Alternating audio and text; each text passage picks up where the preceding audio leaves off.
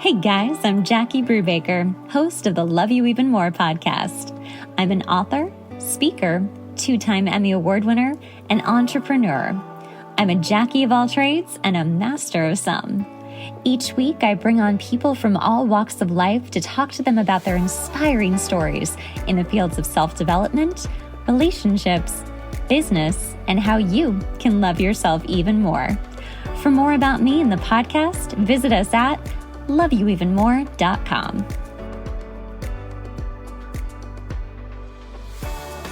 Hey guys, and welcome to the Love You Even More podcast. It's your host, Jackie, and I just wanted to do an episode on releasing the hustle culture, or releasing the hustle, whatever feels right to you. I know that's something I have definitely been doing, and it wasn't even like a choice. It was like not a choice. It was, this is happening. I'm exhausted. And I want to talk about like where that exhaustion comes from for people and for myself, and what I've been doing once that exhaustion really made a home, and what it's been looking like. And the main reason I want to do this podcast is also to give you permission, if you're still in the hustle culture energy, that it's okay if you're feeling like you need to stop, or you're feeling like you need to slow down, or things need to change, or maybe this isn't what you want anymore. Because that's kind of what that happened for, like how it worked for me. And the way that I really saw it coming up was I was just really tired and really burnt out, which is usually how it happens, right? But I also started feeling like I didn't care as much about things. I just didn't really care about the outcome or what it might mean or do for me or acquire for me. And that alone was really powerful. But in my personal experience, and everybody's is different, but I do think that the journey can be similar.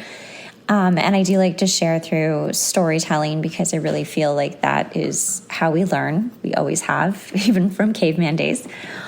What happened for me was that I just felt like I wasn't doing what I was supposed to be doing in life. And I was really, really good. I am really good at picking things that are kind of like on trend or will do well. Like if I hear a good idea, it's really hard for me not to just be like, boom, let's do it. And I've done that. And I've shared about my, business that I launched this year and the journey with that. But, the journey with that really didn't come from it would be a great idea. I mean, technically, yes, it did, but it really came out of pain and fear and scarcity. And that's where great decisions can come from. But ultimately, for your heart and your soul, they're not sustainable. And any entrepreneur, any business owner will tell you that if you're not really passionate about what you're creating, the business that you are doing, you're never going to be able to sustain it, because you need to be 150% in. And that's not to say that sometimes we start businesses or projects or passions, we could be 150% in. I know I was, but I also knew that I was going through a lot psychologically and emotionally. To be really candid, I've talked a little bit about my 2023, and it was a rough year. It was one of those years you're like, wow, holy crap, this is intense. Like kind of everything that could go wrong did go wrong. I was in an incredibly mentally, emotionally, psychologically abusive relationship. I had major health issues, which tends to happen when you're in something like that. My stepfather passed away totally out of the blue and suddenly. And just balancing that alone, it would be like going from a doctor's appointment that I was having surgery in to another doctor's appointment where I was having surgery, and then I'd go back into my relationship later that day and it would be toxic and abusive, and then I would grieve when I could my stepfather. And as some of you know, grief is really bizarre and it really shows up differently for everyone. So I didn't feel like I even had the space to grieve him. So I was handling barely a lot. And I started a brand new job, having not worked for a good year and having just been running the podcast and coaching and being full-time in grad school. I mean, it was a lot. It was a lot. It still can be a lot. I'm not going to lie. This isn't like, oh, I got out of the relationship and now I'm all better. And I am. I am tremendously better. It's been 9 months, thank God. But when you are going through something like that, you are in such survival mode and you are so trauma bonded and all of the things, plus grief, plus your health. I mean, I had 2 major health concerns that were very, very scary, one of which was skin cancer. So it was not an easy year. So when I decided to start my business, I was coming from a place of, I had finally gotten out of this toxic, abusive relationship. I was terrified about money, even though I had just started a new job. I just felt like, no, there's been so much instability the last few years of my life since the pandemic with work and everything. I just, I need to really make sure I'm okay. I need to be really proactive, even though I'm at rock bottom with my brain and my heart. And I had just completely burnt out from everything I had been through. I still pushed on and created a business and launched it. Anyone raise your hand? Anyone been in that position? Anyone feel that real hard? Because I'm sure you do. If you're listening to this podcast, you're probably a type A. So when something like that happens, it doesn't even have to be at that level. And I hope to God it's not for some of you. If you are going through something similar, seriously, blessings, sending truly so much love to you. But when you are trying to survive, trying to heal, trying to just straighten out your brain again from the crazy that you've been through, hustle culture feels great. Working really hard feels great. Feeling autonomous, having control feels great. And it's a coping mechanism. And I would like to say, I can bet that most of us that are dealing with hustle culture and feeling that we need to keep working so hard and doing so much and being so much and, our monetary amount in our life matters more than anything and it makes us who we are coming from a place of fear and scarcity and lack. And I know I definitely was. I had left a very lovely lifestyle with my ex, except emotionally and mentally it was hell.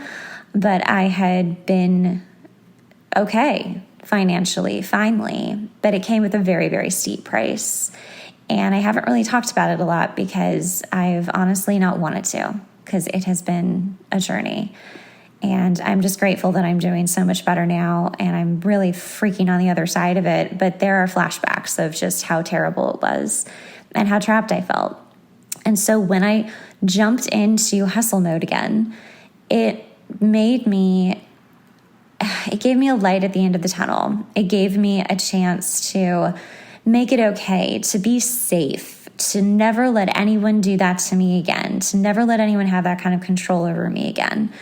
And I lived in that. I lived in, it almost feels like punishment for what I had been through. Like, how could I have gone through something like that? How could I have allowed someone like that in my life again?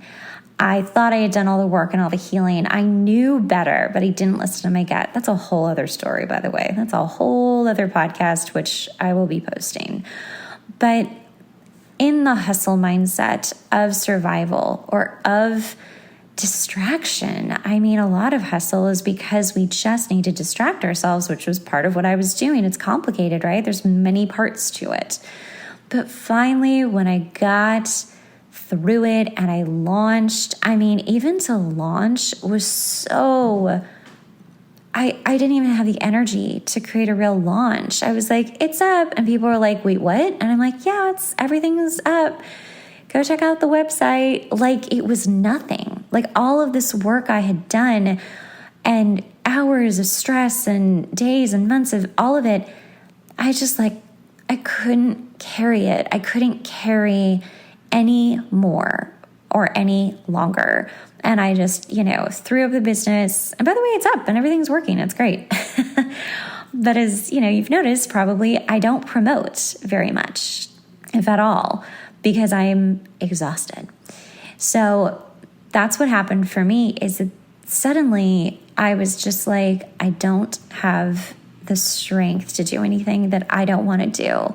And that is the phrase that's been going over and over and over in my head and out my mouth is, I don't want to do anything that I don't want to do anymore. And actually, that's really healthy. So if you're like, yeah, that's how I feel too, guess what? You're in a really good path to actually doing what you want to do and not feeling guilty because you're not doing something else because it sounds like a great idea or it is a great idea or, sure, I can balance one more thing in my life, because what I learned last year was I am the queen of balancing. I will take on so much. I graduated summa cum laude from my bachelor's and 2 weeks later went into grad school with my stepfather having just passed, dealing with skin cancer, being in an abusive relationship, and having my root exposed from a major root canal that I did not know I needed. I was a disaster last year. So I know how to balance. Not healthfully, but I do know how to balance a lot of things. And I had just freaking had it. I was done. And that is the good thing about finally speaking up for yourself and saying no and leaving toxic things and really just putting things down because they're too heavy to carry anymore. Once I had left the relationship, finally become cancer-free, had my root canals and all of my teeth situation, which was such a nightmare, fixed, I actually had time to grieve my stepfather. And I, eased into work, even though it felt like a slingshot into work because I was working so much out of nowhere. I finally got my footing, and that's when I started to feel like, okay, I don't want to do anything I don't want to do. That's it. I don't want to do anything I don't want to do. I don't care. I'm not apologizing about it or to anyone about it. And that is what I'm talking about. I think a lot of us have been through some hell in the last few years. I can't come across one person who's like, no, it's been fine. I've been good. Everything's, unless they're lying, which people do, because it's scary to admit, no, things have been really hard, abnormally hard, ridiculously hard. And not because you're broken or you don't know better or anything. Sometimes people really end up being the victim of circumstance, and they don't know it until they know it. And I'd actually love to do a podcast on victim shaming because there's a lot of that happening.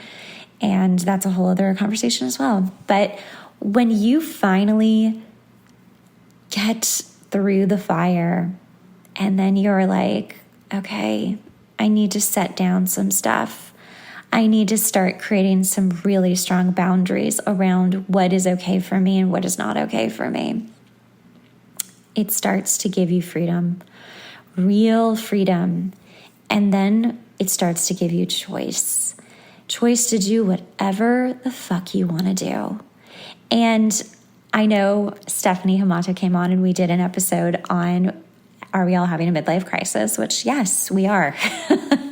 As a collective, I don't care how old you are, we are all having some weird identity midlife crisis or life crisis of what do I want? Everything is so different than it was 5 years ago. Everything is so different. and things are not going back to the way that we used to know them. And that change, whether you've had to change your career, you've had to move to another state, you've realized a lot of different things. I know I certainly have. I mean, it's a lot to digest. It's a lot to digest. And when that happens, you start getting really clear on what do I need and what don't I need? And what do I want and what don't I want?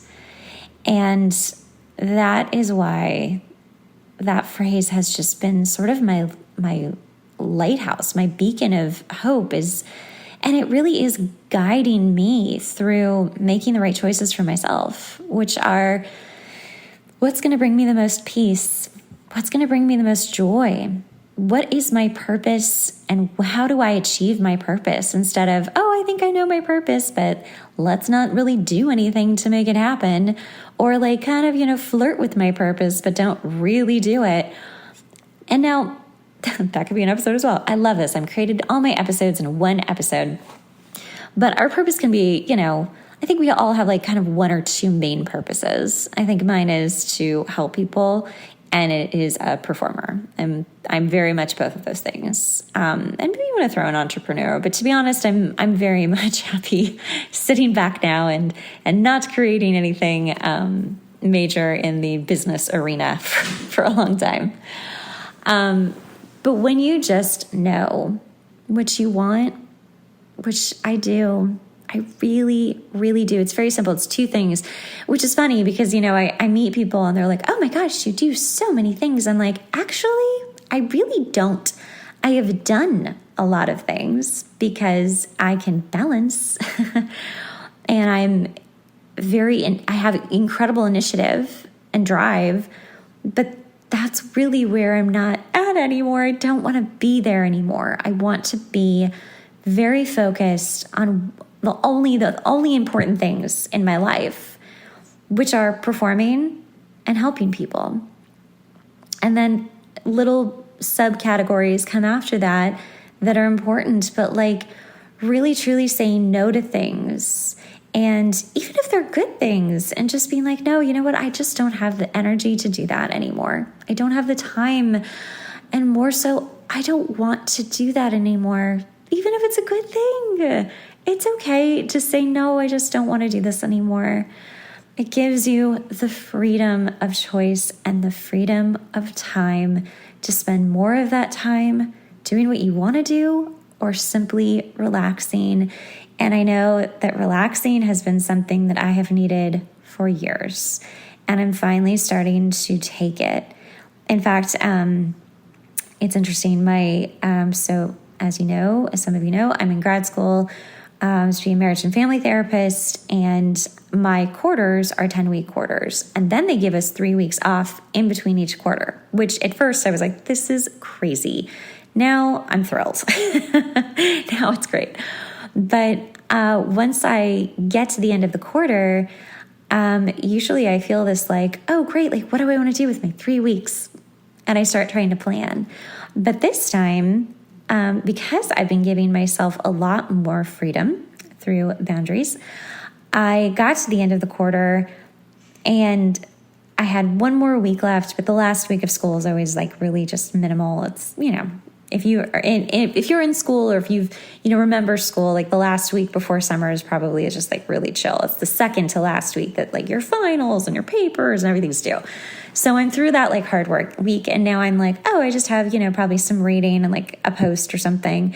So I did that last night and I was like, what are you doing? What are you doing? Oh my God. Why are you doing this? Why are you doing your homework? Just watch TV or something. This isn't even due yet. What are you doing? What I was doing was my old pattern of, no, let me get everything done so I have more time to do what I want. And for people who have been in hustle culture for most of their lives or years, you know how hard it is to let it go because it's addictive, because it's your identity, because it gives you something to do. And who would you be if you weren't a workaholic? What would you do if you weren't a workaholic? What if you just let it go and drop the bone of being a workaholic? Who would you be? And that, in a nutshell, is what I want you to take away from this episode and do a little homework on, actually. Just like if you were a client of mine. I'm going to give you a little homework. I want you to actually get your shit done this week. Like really, I'm a big list maker. I love making lists. I still buy Post-its and write down things that I want to get done that day because I feel such gratification marking things off. And I want you to really get your shit done for the week. If not the week, I want you to get it done for a day. You can do a day. You can make a day happen and try it every single day. Maybe some days are different than others, but the one day that you're able to get everything done and it leaves you time for nothing. I want you to sit down and feel what that feels like. Are you excited? Are you panicked? Are you already trying to fill that time with stuff for next week, like I was? What is going on for you?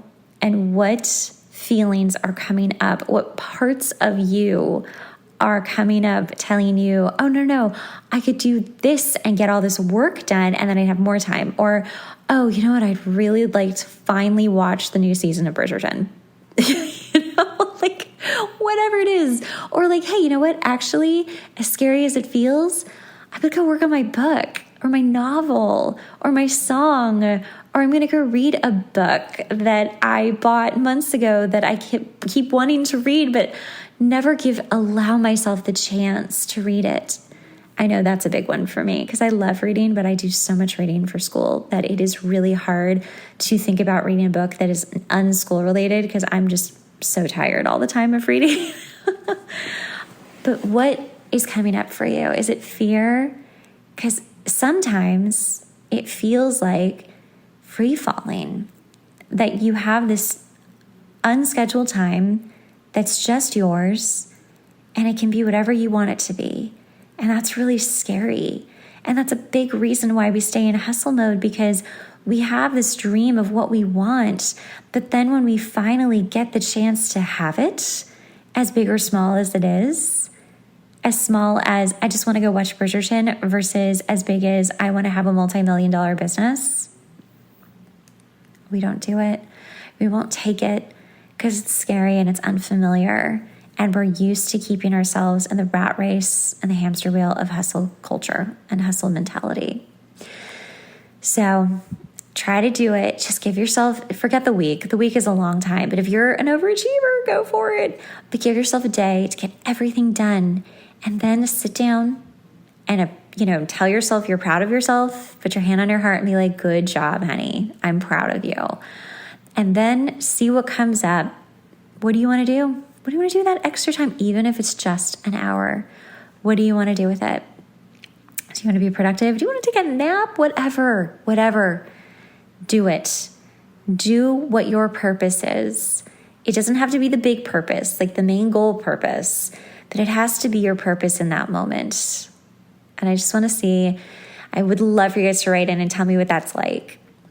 So I'm really glad that I shared this today, because living my life based upon I don't want to do anything I don't want to do has been life-changing. It really has been life-changing. And I don't know about you guys, if you're living that way or if you're thinking, wow, that sounds like a great way to live, I want to do that. The one thing that's really come up for me is that I'm thinking so much bigger. I'm living like my life is limited almost. And in a way, our lives are limited. We don't have like an infinitesimal, I don't think that's how you say it, but an infinite amount of time left. And we don't know when our last day is. So we might as well make the most of it doing what we actually want to do as much as we can. I mean, life is still going to be life. We've got to pay our bills. We've got to eat, we've got to do all the normal things. But that's why it's so important to do what you actually want to do and then get rid of the rest. Just get rid of the rest. Say no Say no thank you. Remove yourself from stuff. If it isn't 100% yes, I want to be doing this and spending my time doing it, remove yourself, save yourself, give yourself the choice and the freedom to spend more of that time on what you actually want to be doing, instead of keeping yourself in the hustle culture of I need to be doing. I need to be doing. And that's the difference between your purpose and just being in hustle.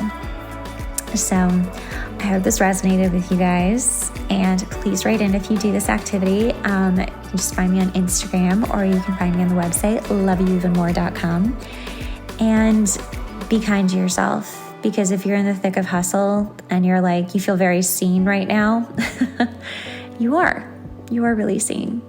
And it's okay, because our lives get to change, and you get to say when, because you have full control over your life. No matter what excuses you might give yourself, you get to create the freedom and the choice to give you the life that you actually want.